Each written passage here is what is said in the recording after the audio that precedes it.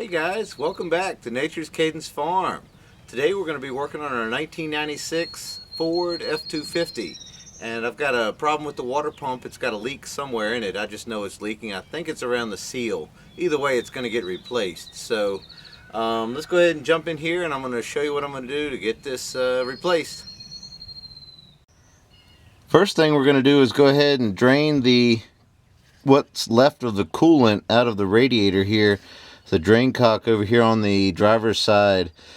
I've put this small hose on here to kind of divert the water coolant mixture over to a catch pan. So let's go ahead and open that up and get that flowing.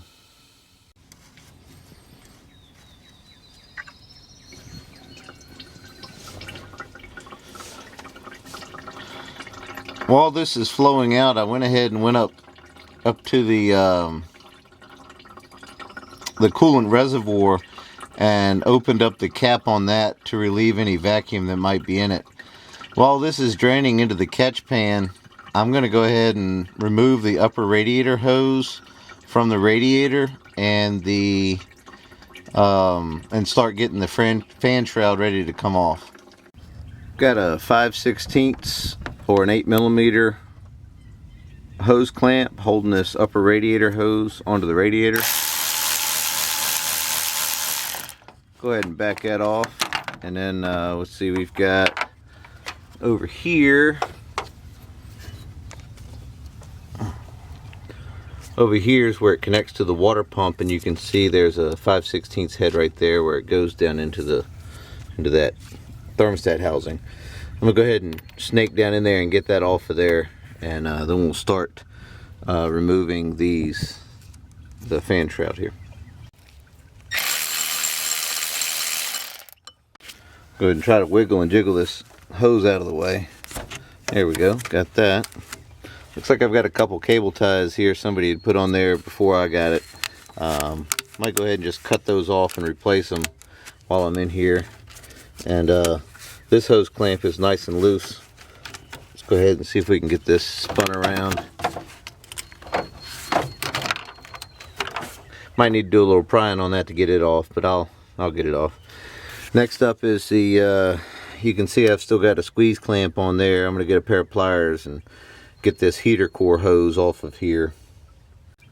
You can see the hose clamp down there. What I'm going to do is put these special hose clamp ratcheting locking pliers down in there and squeeze it, and see if we can get it to work its way up the hose and off of that barb fitting. But what these do is they ratchet down onto those ears, you know, and it squeezes it in and holds it in place while you work with it. So I don't really have a lot of room to work in here, but I'm gonna do it, and then I'll show you what it looks like when I get done. You can see the hose clamp pliers squeezed the hose clamp, and it just slid straight down over top of that nipple that sticks out of the water pump there. So I'll just leave it like that because it's off the hose.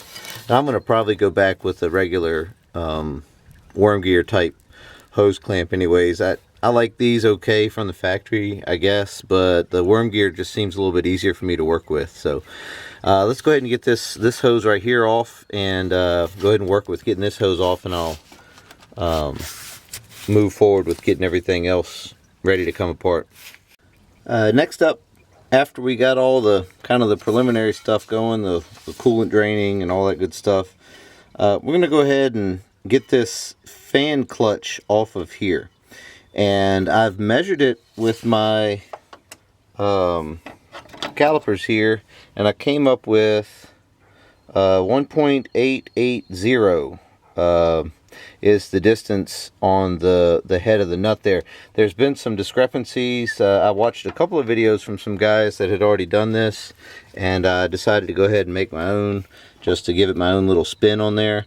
I'm going to go see if I can find a wrench that I have already that will fit that nut, because I need to, and I left the belt on here. I saw another guy, he had taken the belt off and used a ratchet strap around there or something to hold the water pump steady. I'm going to attempt to do it with the belt still installed and put a wrench on that nut there to back it off. And you can see here it says caution, right hand thread on fan clutch. So we need to make sure we lefty loosey on this to get that off of there. And then I'll go ahead and take these. It looks like these are also 8mm or 5/16 bolts on this shroud. So we're going to get this going here, and I'll let you know how it goes. This is what I came up with. This is an 1 7/8" combination wrench, and I just ground down the face of this just a little bit. You can see I just did it with an angle grinder, and you know, so I needed 1.880 inches, which this fit, you know, 1.88 fit inside of there just perfect. And then so what I'll need here, or what you'll need here, is a wrench with around a diameter of, or a thickness of, let's see here, what do we got? See if I can get it on a good place where it won't change. So it looks like 500 thousandths would be about right, or 1/2 inch. So that looks like that's what you would need. And I'm going to show you what I did over here on the actual fan clutch itself. So looking down in the fan clutch here, I've removed one of the bolts that holds this fan onto the clutch, and what that allowed me to do is to have plenty of room to get the wrench down in there, since I kind of had the offset of that ground part facing this way. So the factory side of the wrench is on this side toward the water pump, and the ground side fit perfect right in here, and that extra metal had to go over somewhere, and this bolt was interacting with that fitment. So what I did is go ahead and took that out. That was a 13mm, and that came right out. So let's go ahead and put the wrench on here, and the trick is to leave the belt in place on here, and then what we're going to try to do is put the wrench on there and then beat on the closed end part of the wrench and see if we can get it to just pop loose. So let's see how hard that's going to be. So like I said before, we're going to put this ground part over toward the front of the engine, and it just fit right onto there perfect at 1 7/8 again. And all I'm going to do is just beat on this side with this hammer. Any hammer will do. This one happens to be a brick hammer. Why not, right?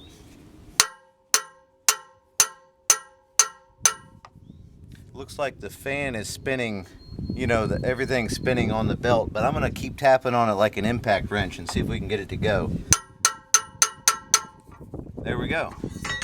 There we go. So if it does start spinning on you, just gently ease it back, and then, you know, tap on it some more to try to get it to, you know, impact kind of over there. So yeah, there we go. So it's spinning now. So there's the nut, and you can see this is spinning and the water pump is not. So what I'm going to do is loosen this up all the way.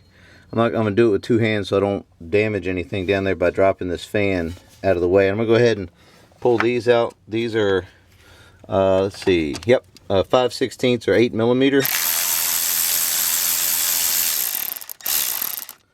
and those just come right out like that. And then the bottom of the radiator is held in place with a couple of little slip-in fits. I've got this fan shroud loose now, and I'm gonna go ahead and keep spinning this fan clutch assembly off of here, and I'm going to catch all this with two hands. So I'm going to put you down for a minute. Looks like I'm getting close to the end here. Oh, there we go. Alright, let's see if we can get this whole group of junk out of the way.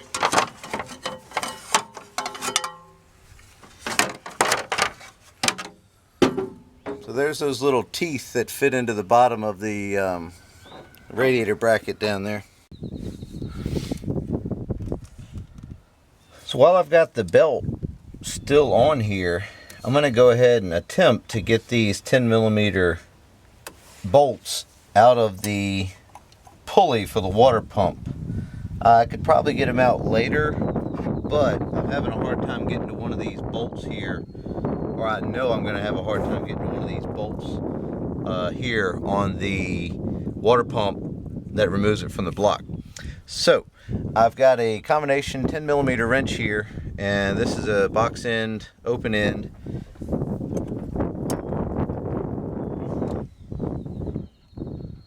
And my plan is to tap on the open end of the wrench and try to kind of like impact it off of there. And we're going to see if that works or not. Let's see what happens here. So this is what I came up with. Tapping the bolts worked for one of them, or two of them actually. So what I did was I've had this tool that came with another fan clutch wrench set that I had that's obviously too small for this one, or I would have used that one. But these little bolt holes don't really line up, but what I can do is put this through one of the holes, put one of the bolts through one of the holes, and then I've got a place to put the ratchet on there to get it to loosen up. And again, these are 10mm head. Hopefully you can see that. It's kind of dark down there, isn't it? And that one feels like it's trying to twist on me. Yeah, it was. There we go. So that one felt like the head of the, probably from me beating and banging on the wrench in there, this socket was getting a little loose on there.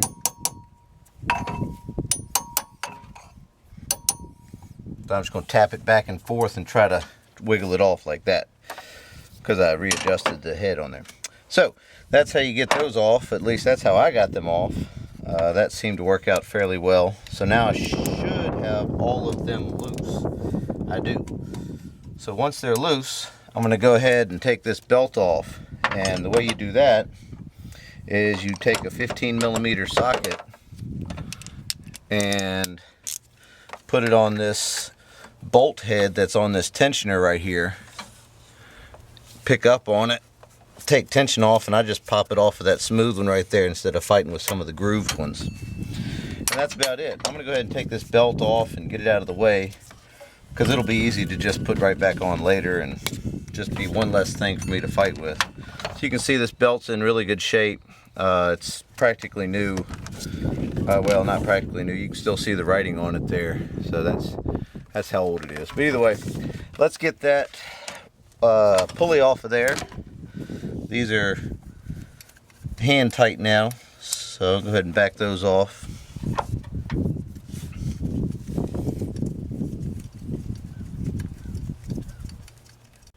Since we've got the belt off already, now's a good time to go ahead and check your idler pulleys, your tensioner pulley. I don't hear any kind of weird noises. They're nice and tight. They're not moving at all. And I just replaced these, I don't know, not that long ago, but that's a good time to go ahead and check them. You know, you can go ahead and check your alternator while you're here. Just, you know, check everything out to make sure it's you're not going to have any problems in the future. I'm going to go ahead and pull this pesky little hose off of here now that I can get to it. The way I like to do this is I'll put the pair of pliers around it and wiggle it back and forth, and you'll feel it kind of break free like that. And that's when that happens, it's ready to just come right off of there. Just like that.